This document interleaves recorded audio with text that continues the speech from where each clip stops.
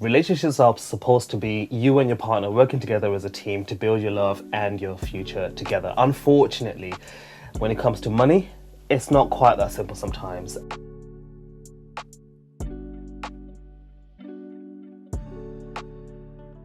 We are advocates of, partners working together with their finances and you finding a way to work together as a team when it comes to your money.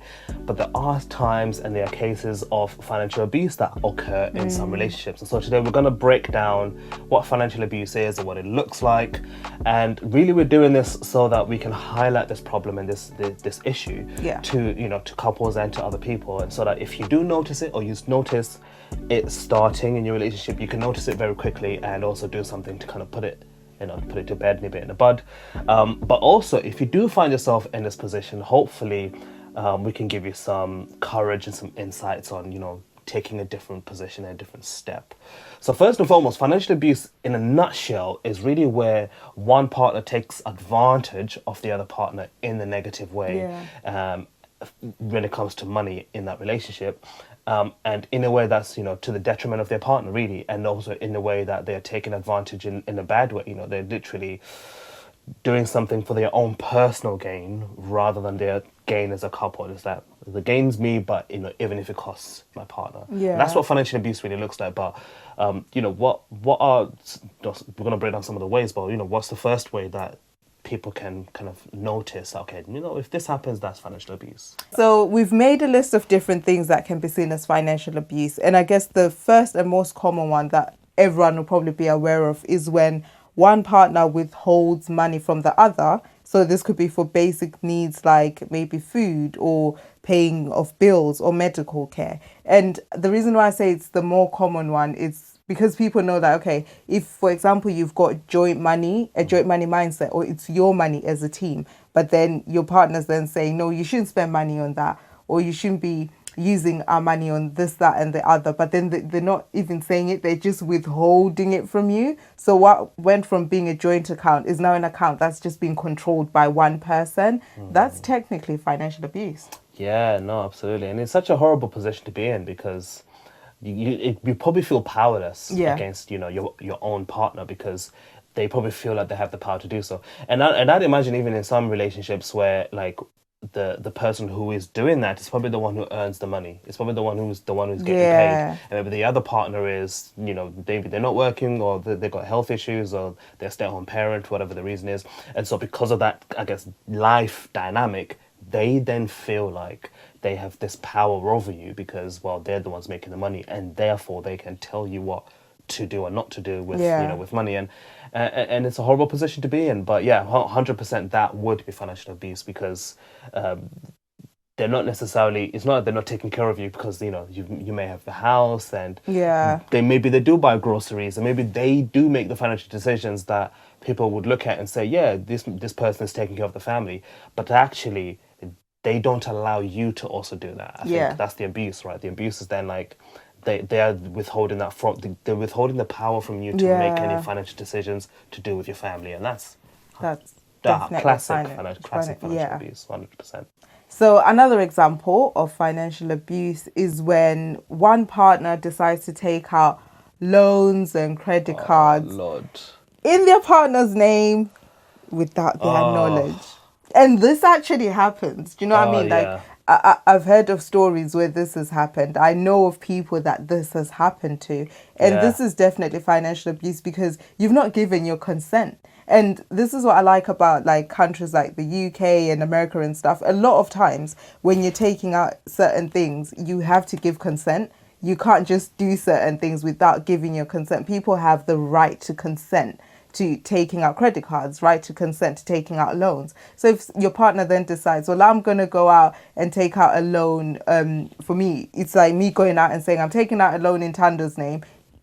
I don't really care if he consents. I'm just going to use his name or use his credit score to do it and get away with it. That is financial abuse because what? Tando doesn't even know, number one. And number two, Tando hasn't even consented. Man, this is like, it's so selfish. That's like, honestly, the best way I can explain this. It's such a selfish thing to do because, like, why even do that? You're going. It's one thing for me to apply for something in my name and not tell you. Yeah.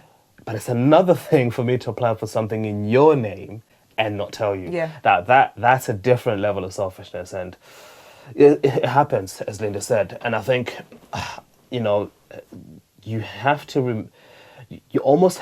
It's not that you don't trust, you know, your partner. You don't trust each other, but you almost have to at least have the personal responsibility to say it's my data and it's my personal information. Yeah. So I need to ensure that, number one, I am checking my credit score. Yeah. Number two, I am protecting my identity online, whatever Yeah. that means. Number three, I'm keeping on top of like what happens with me and my name. That way, because if you think about it, like whether it's, let's put aside the fact that this is your partner, right? Let's put that aside. Yeah. If anybody did that, that's a scammer. Yeah. That's the funny thing. We a get fraudster. so high rate about it when someone else does it. Yeah. But then when our partners are doing it, sometimes it literally goes over our heads, or we're not realizing that actually I'm being scammed This here is as well. fraud. Yeah. I'm being frauded yeah. by my own person. Yeah. Imagine that. But no, you know, it's a horrible position. But yeah, 100%, this will be financial abuse because your partner is essentially doing something for their own person. The fact that they didn't tell you already tells you that they're doing it for their own personal gain. And even if maybe they do it for the family gain, it's like, why are you abusing my identity? You know, it's a horrible thing. Yeah. So another thing that we've got down as financial abuse is threatening to harm your partner if they decide, you know what, threatening to harm your partner financially if they decide, well, I'm going to leave the relationship. So maybe it's saying to them, well, we're going to sell this house, but you know what, because you decided to leave me, I'm taking all the money, like you're getting nothing type of thing. Oh my goodness. Yeah, you know full well, like maybe you've bought the house in both your names, or maybe it was in your name, but your partner was contributing to rent. Little things like that where you've both contributed somewhat to the upkeep of the house.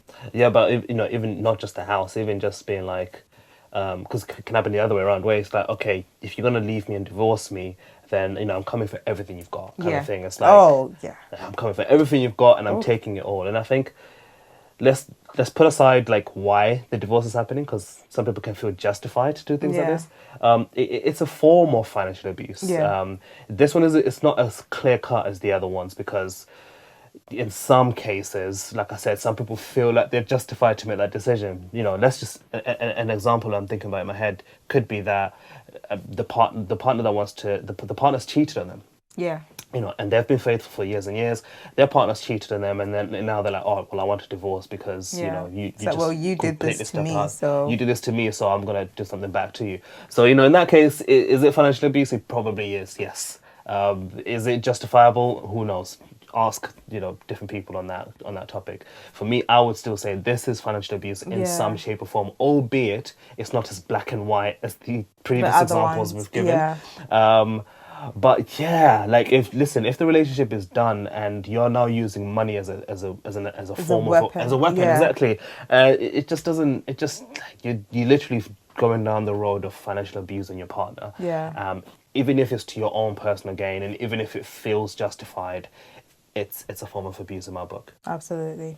So another one that we've got on the list is using your partner's credit cards or bank cards in any way without their permission, and to make it worse, maxing them out. I mean, this is similar to applying for the debt in their name, but the difference with this one is that they are, I guess, spending your money without telling you. I guess that's the abuse, isn't it?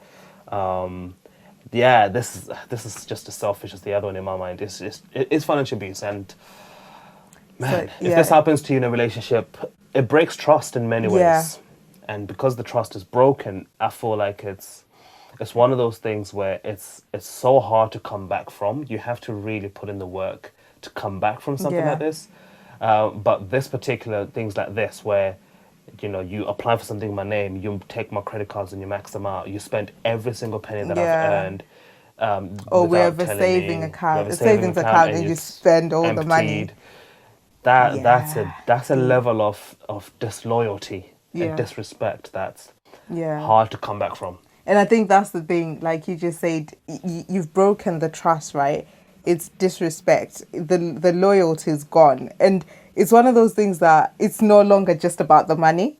Yeah. Because the money is now just one thing, but now you've brought trust into it, you brought loyalty into it. Like, how do you then rebuild those things? They will take time. And for someone that might be a deal breaker. It could literally be like, well, you were disloyal, you were disrespectful, you broke my trust. That's it, we're done. Yeah. Because there's certain boundaries that I'm not willing to have you cross and go over and stuff. So yeah, that one is definitely a form of financial abuse, because the other thing is the person's not consented, especially when you're using their cards without their knowledge. They've not consented. So and the reason why it's a breach of trust as well is probably because, you know, we live together, and I'll probably have, you know my bank cards because that's you're in my trust circle. Yeah. And you probably know my PIN numbers to those cards because I trusted you with that, and you took advantage of that. So that's where the abuse comes in, taking advantage of the trust that you are awarded as a partner. Yeah. And this applies to all the examples we've mentioned. So the final thing we've got on our list when it comes to forms of financial abuse is forcing your partner to sign financial documents without them fully understanding them.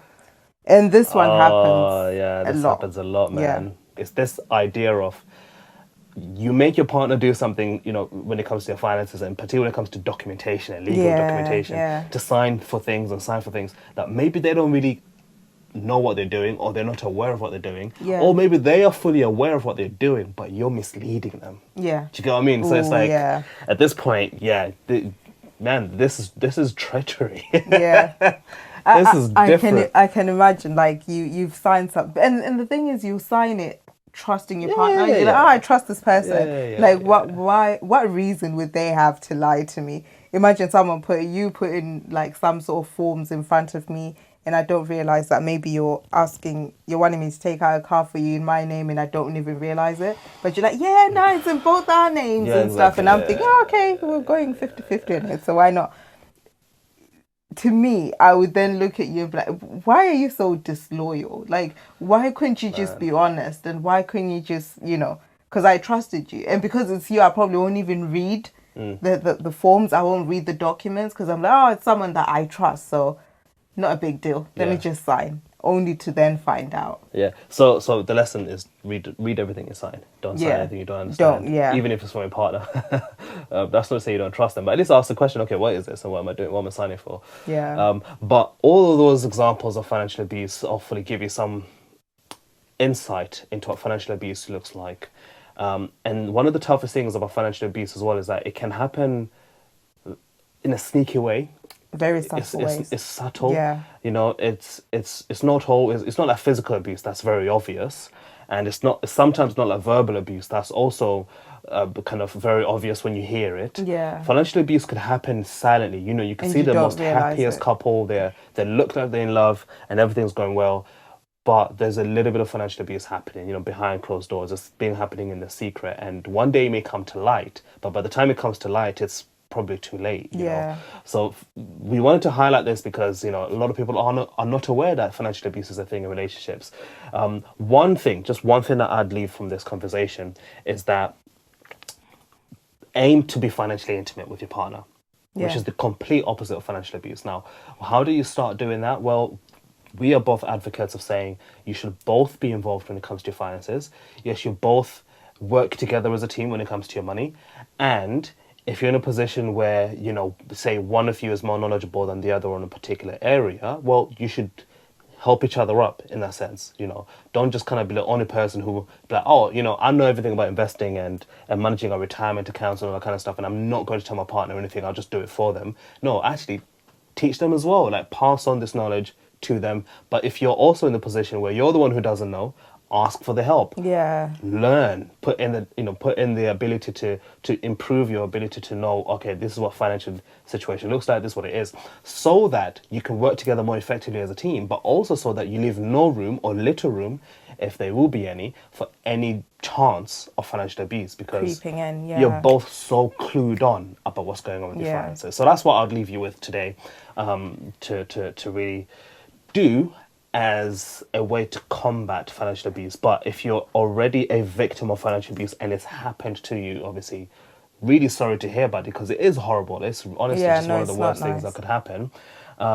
And you know, you might just say, this is it. Like, I'm not going back to that position and ever again. Like, this relationship is done.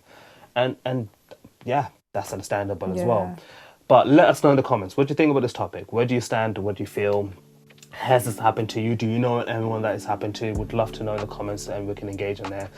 It has been a pleasure having this chat with you, and we'll catch you on the next one.